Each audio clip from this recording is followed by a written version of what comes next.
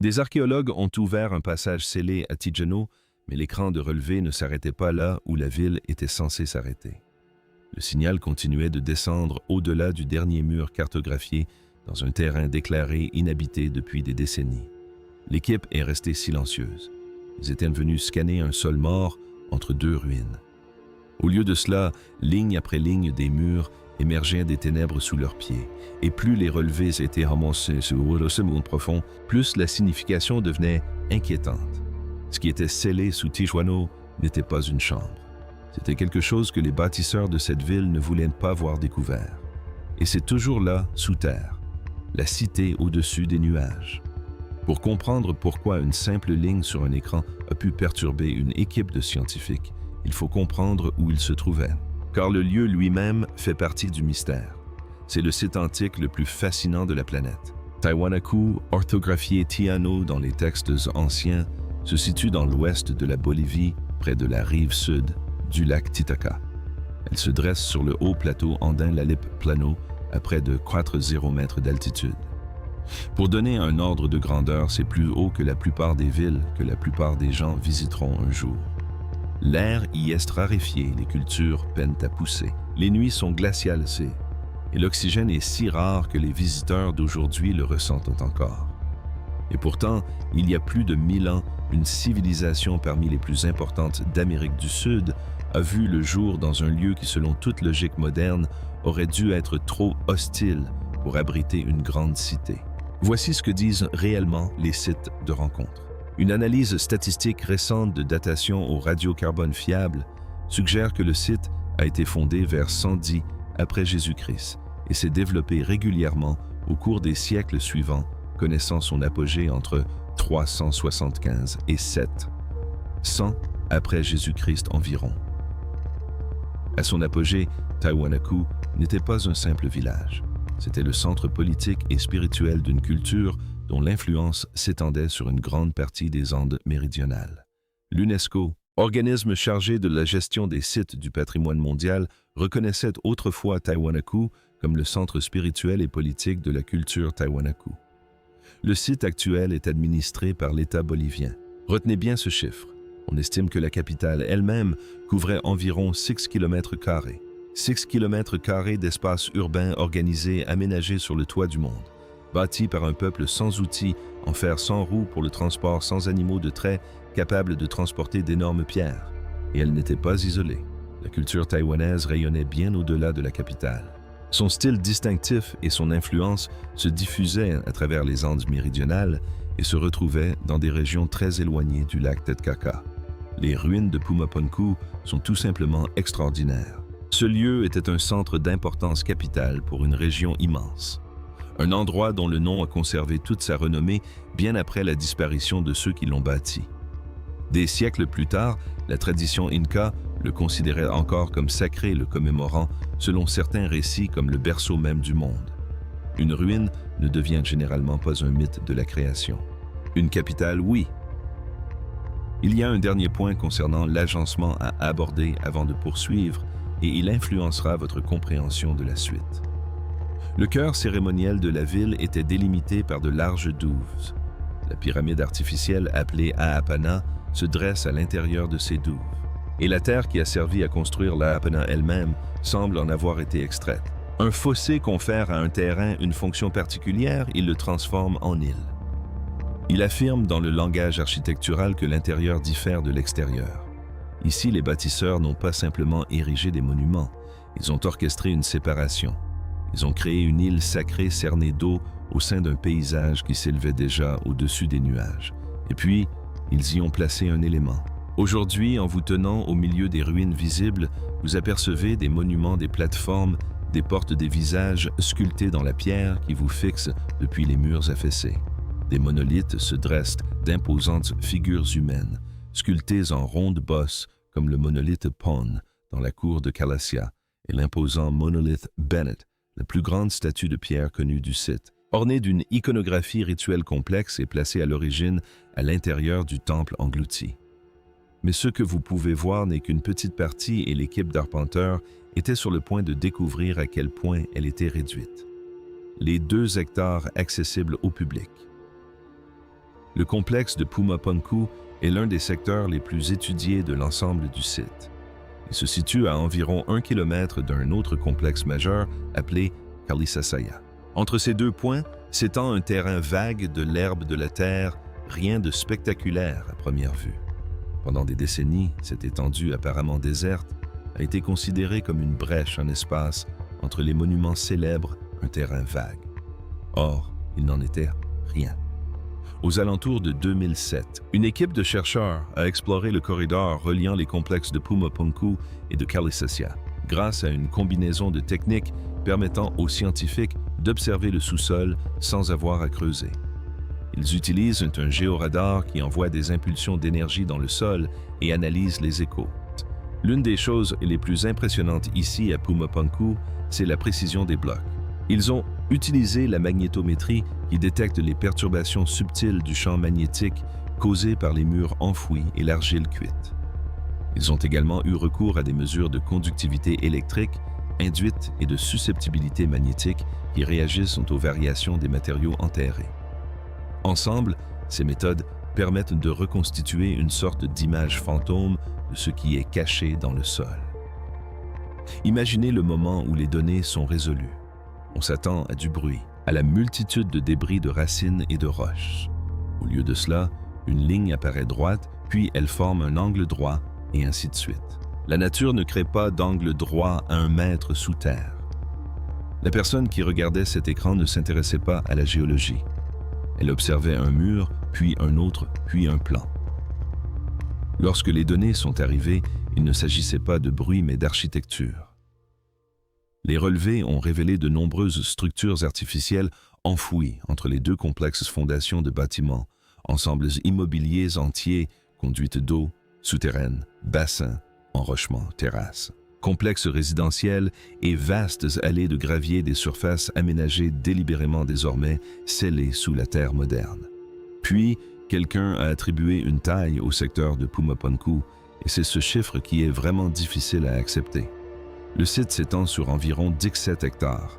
Seuls 2 hectares environ ont été mis au jour.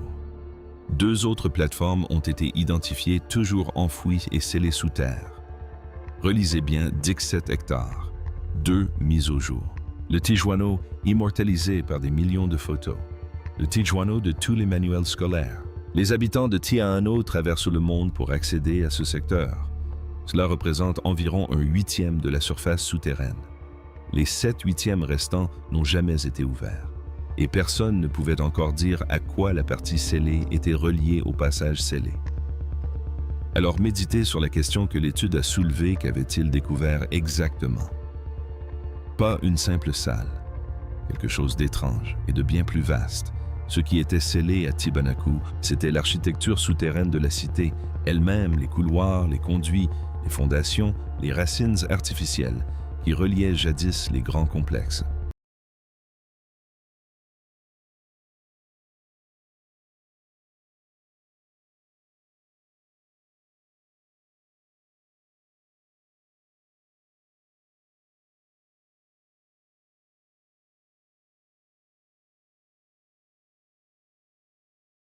Ils furent de tout lentement enfouis sous les sédiments par l'effondrement et par des siècles de perturbations ultérieures. Pendant plus de 1000 ans, il demeura sous la surface intacte et illisible, et les relevés topographiques venaient tout juste d'y apporter un premier éclairage. Voici le problème brutal qui hantait ce site depuis des générations. Les mêmes processus de sédimentation qui ont enfoui. Les monuments de Tiwanaku ont également enfoui les liens qui les unissaient. On pouvait fouiller un seul monument et en apprendre beaucoup à son sujet. Mais les connexions, le réseau de la ville, la circulation des personnes et de l'eau, le rapport entre le noyau sacré et la ville vivante qui l'entourait, tout cela demeurait souterrain et invisible. La ville possédait un système circulatoire caché dont personne n'avait jamais pu retracer le tracé. Les travaux géophysiques ont permis pour la première fois de percer ce mystère. En imagerie, le sous-sol de secteurs entiers, les chercheurs ont commencé à reconstituer non pas des bâtiments isolés, mais la structure spatiale de la ville. Les murs enfouis n'étaient pas de simples débris. Ils décrivaient des complexes. Les pavés suggéraient des racines. Les conduits évoquaient un flux d'eau contrôlé serpentant à travers le tissu urbain, l'eau s'écoulant délibérément sur un sol jamais foulé par un être vivant. Ouvrir un tel passage, non pas à la barre de fer, mais au radar et à travers des fouilles patientes. Et vous n'ouvrez pas une simple pièce. Vous ouvrez le tissu conjonctif d'une métropole entière disparue. Vous prenez conscience que la ville ne s'arrêtait jamais là où tout le monde le croyait. Et dès lors que vous comprenez cela, une structure sur le site cesse d'apparaître comme une curiosité et se transforme en avertissement. Le temple qui s'effondre. À Tiwanaku, il existe un lieu conçu spécifiquement pour vous emmener sous terre et vous faire vivre une expérience immersive. Il s'agit du temple semi-souterrain. Situé à l'est de la grande plateforme de Kalasasaya, contrairement à une pyramide qui s'élève vers le ciel, il s'enfonce dans le sol. C'est une cour rectangulaire en contrebas, située à plus de 2 mètres sous le niveau du sol environnant. Pour y accéder, on descend. L'horizon disparaît derrière des murs de pierre. L'atmosphère sonore change. On se trouve sous terre dans un espace que les bâtisseurs ont conçu pour nous faire sentir à part du monde extérieur. Ce lieu est largement considéré comme l'une des plus anciennes structures du site et pourrait marquer l'emplacement des tout premiers établissements. Et il ne s'agissait pas d'un espace anodin. La plus grande statue de pierre jamais découverte à Tiwanaku, le monolithe. Bennett, une imposante figure humaine sculptée et richement ornée de détails rituels, a été mise au jour ici, se dressant à l'origine dans cette cour en contrebas, aux côtés de sculptures plus anciennes. Imaginez ce choix, la statue la plus importante du site n'a pas été placée sur une haute plateforme s'élevant vers le ciel, mais ici, sous le niveau du sol dans l'obscurité parmi les visages. Les murs sont soutenus par des dizaines de piliers de grès rouge. La description du temple par l'UNESCO mentionne 48 piliers dans sa description de la structure.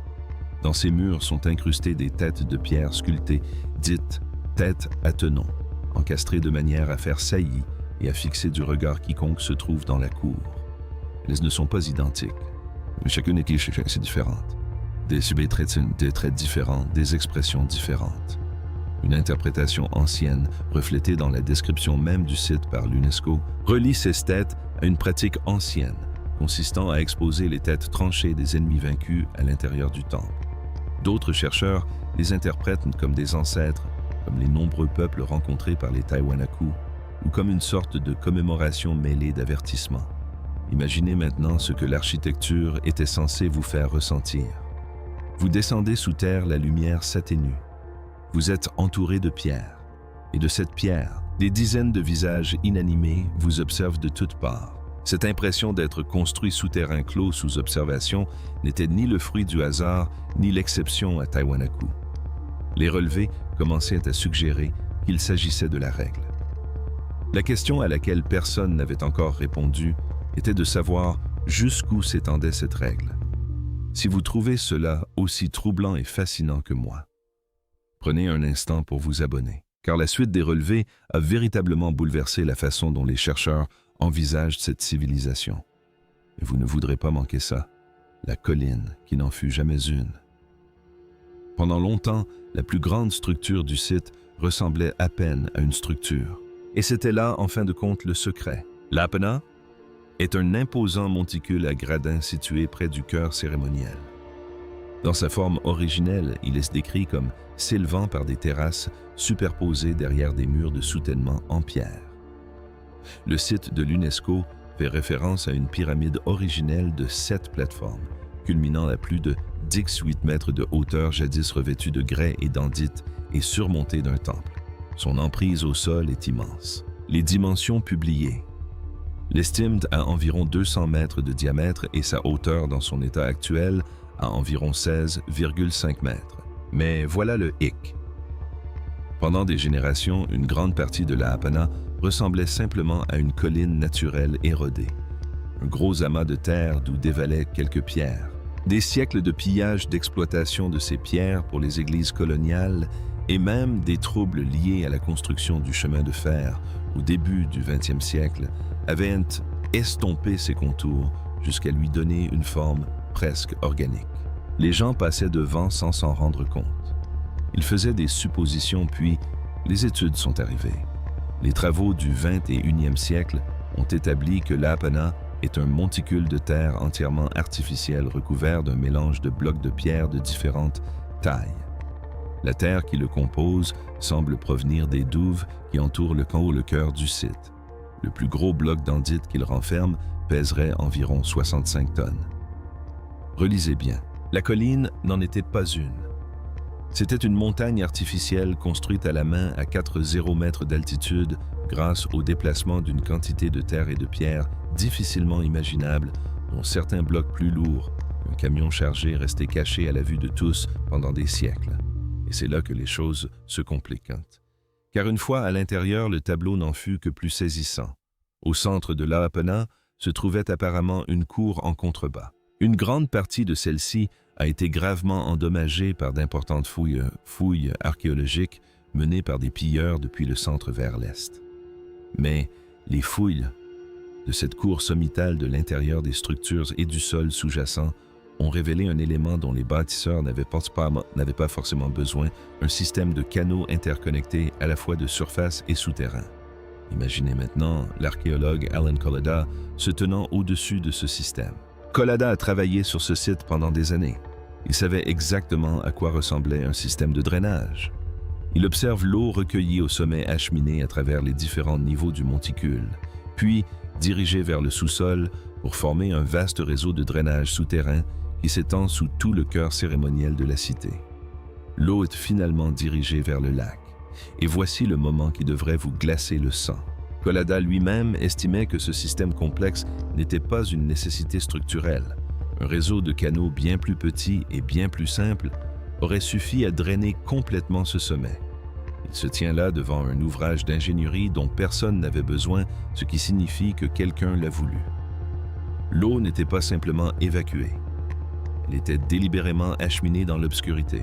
Alors la question se pose, comme le révèle la prise de conscience de Collada, si l'eau était censée disparaître sous terre à travers la masse d'une montagne artificielle, où allait-elle exactement et qu'y avait-il d'autre en chemin? Qu'est-ce qui a terrifié tout le monde? Voici la partie du titre que j'ai gardée secrète et je tiens à être précis car c'est bien réel et cela n'a rien à voir avec des malédictions. Ce qui a perturbé les chercheurs, c'est l'échelle. Pendant la majeure partie de l'histoire des travaux sur ce site, les processus de sédimentation qui ont enfoui ces villes et ces monuments ont rendu presque impossible la caractérisation complète de l'organisation de l'espace urbain et monumental. On pouvait étudier des éléments isolés. Personne ne pouvait appréhender l'ensemble. L'hypothèse de base était simpliste et elle s'avère totalement erronée. Les monuments visibles correspondaient à la ville avec une quantité inconnue de vestiges supplémentaires.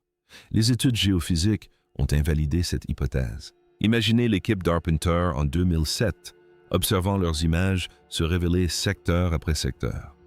À Putuni-Moloto, à Apana East, ils comparent les données radar et magnétométriques aux résultats des fouilles. Ils ne découvrent pas quelques bâtiments supplémentaires. Ils voient surgir de terre un environnement urbain organisé tout entier. Des complexes, des pavés, des conduits, des terrasses, s'étendant sous des terres que tous considéraient comme vides depuis des décennies. Et dans le secteur de Pumapunku en particulier, le contraste est saisissant. Environ 2 hectares seulement ont été mis au jour contre près de 17 hectares au total, avec des plateformes entières encore enfouies. On ressent presque le moment où l'intérêt cède la place à l'effroi. Car voici ce que cela signifie. Et c'est troublant précisément parce que c'est un fait avéré et non une simple imagination. Les bâtisseurs de Taiwanaku, sans fer, sans véhicules à roues, pour les charges lourdes, sans animaux de trait, capables de déplacer des pierres de 60 tonnes à une altitude où le corps humain peine à fonctionner, n'ont pas construit un modeste site cérémoniel comme ceux que nous avons en grande partie mis au jour. Ils ont bâti quelque chose de bien plus vaste et de bien plus sophistiqué que ne le laissent supposer les ruines visibles. Et la majeure partie est encore sous terre. Admirer une porte célèbre est une chose. Se tenir dans un champ ouvert, regarder un écran et comprendre que ce champ n'est pas vide en est une autre. Sous vos pieds se trouvent des murs, des canaux et des pavés façonnés par la main de l'homme. Il y a plus de 1000 ans organisés avec une maîtrise qui, compte tenu des normes de l'époque et du lieu, semblait presque impossible. Mais une part d'ombre subsiste, car ce lieu n'était pas un havre de paix. Lors des fouilles archéologiques, d'une partie d'Aapana des squelettes humains ont été mis au jour interprétés selon certains comme appartenant à des groupes conquis par les Tiwanaku. Les têtes des Tsunao, les têtes sculptées dans le temple englouti, sont depuis longtemps associées à l'exposition des têtes tranchées d'ennemis vaincus. Un linteau de pierre voisin présente une image figée de guerriers brandissant des têtes décapitées. Cet état était puissant, organisé et parfois brutal, et la cité enfouie témoigne physiquement de cette puissance dont la majeure partie reste encore à déchiffrer. Explorer davantage Tiwanaku, ce n'est pas seulement découvrir de nouvelles structures architecturales, c'est se confronter à l'ampleur du pouvoir exercé par ce peuple. Et le secteur qui effraie le plus les ingénieurs est celui que nous n'avons pas encore entièrement décrit, les pierres qui demeurent un mystère. C'est cet élément qui a donné le plus de fil à retordre aux constructeurs et aux ingénieurs plus que tout autre sur le site. Pumapunku fait partie du complexe de Tiwanaku, un monticule à plateforme en terrasse recouvert de blocs mégalithiques. Les dimensions publiées décrivent une plateforme d'environ 167 mètres de long sur un axe et d'environ 116 mètres sur l'autre, d'une hauteur d'environ 5 mètres. Sa renommée tient à une chose qui fascine la précision de sa maçonnerie. Voici ce que j'entends par précision. Les blocs de Pumapunku sont composés de pierres massives et dures, taillées avec des faces pleines, des angles internes aigus et des caractéristiques standardisées d'une régularité quasi mécanique. Certains éléments imbriqués sont taillés avec une précision que les observateurs ont décrite en fractions de pouces. De plus, les bâtisseurs ont assemblé certaines pierres à l'aide de crampons métalliques coulés dans des encoches taillées avec précision. L'analyse a révélé un alliage de bronze au cuivre, à l'arsenic et au nickel inhabituel sur le site. Ce même métal caractéristique se retrouve dans des artefacts disséminés dans une vaste région et datant de la même époque. Il ne s'agit pas d'un travail rudimentaire, mais de la signature métallurgique et technique d'une culture maîtrisant parfaitement ses procédés. Les plus grosses pierres du site pèsent plusieurs tonnes, et la logistique nécessaire pour les tailler et les transporter à travers l'Aliplano, sans les technologies habituellement associées à ce type de travail, demeure une énigme reconnue de tous. Et puis, il y a ce détail qui transforme la précision en une atmosphère troublante. Pumapunku est resté inachevé. Relisez ça. Il s'agissait de la maçonnerie la plus précise jamais réalisée dans les anciennes Andes, et le projet a été abandonné en cours de route. Les vestiges du site témoignent d'une importante réorganisation. Les monuments antérieurs furent démantelés, leurs blocs réutilisés pour de nouvelles constructions, notamment les travaux de l'Aapana.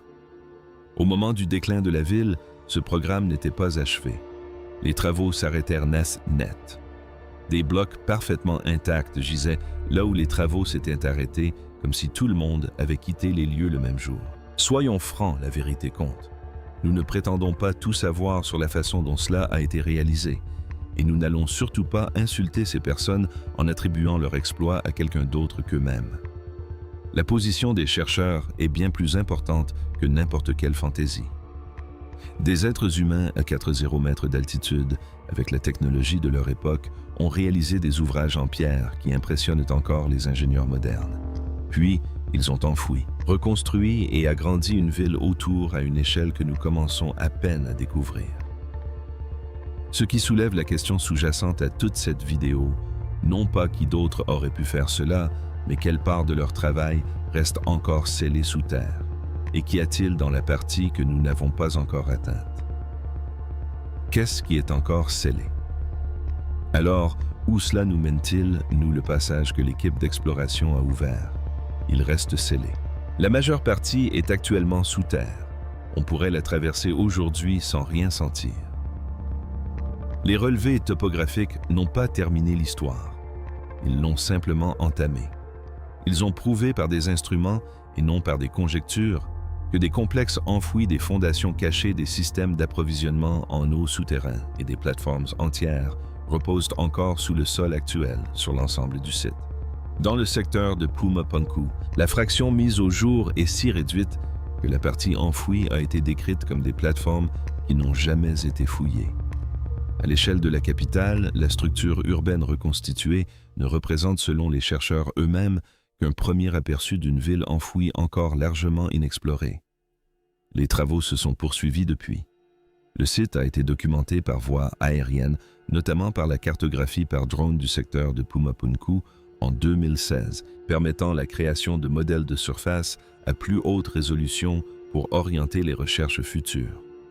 Les institutions boliviennes ont manifesté à plusieurs reprises leur intention d'explorer d'autres secteurs, y compris des zones où le géoradar avait détecté des anomalies souterraines que les chercheurs ont pris soin de décrire avec prudence et de vérifier sans exagérer. Et c'est précisément cette prudence qui est essentielle. Il n'est pas nécessaire d'exagérer l'importance des vestiges archéologiques, car la version documentée est déjà d'une telle ampleur, et le site ne cesse de révéler de nouvelles preuves justifiant la poursuite des fouilles. À l'ouest de Kalisaya se trouve Puni, un complexe plus récent lié à l'élite et parfois surnommé le palais des sarcophages, en raison de ses sépultures de haut rang dotées de canaux conçus pour l'évacuation des eaux usées. Un autre système enfoui à l'est d'Apana. Canalita, un complexe de pierres composé de dalles taillées et de fragments travaillés témoignant d'une maîtrise exceptionnelle de la maçonnerie sur l'ensemble du chœur cérémoniel et pas seulement sur les monuments les plus célèbres. Le comportement des pilleurs et voleurs des siècles passés est également révélateur.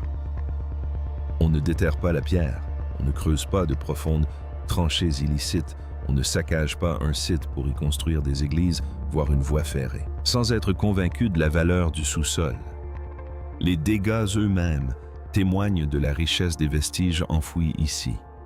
Une histoire plus vaste se dévoile à travers cette même terre. Il s'agissait d'une civilisation ayant vécu des changements climatiques abrupts sur un haut plateau aride et sa survie était liée à la maîtrise de l'eau.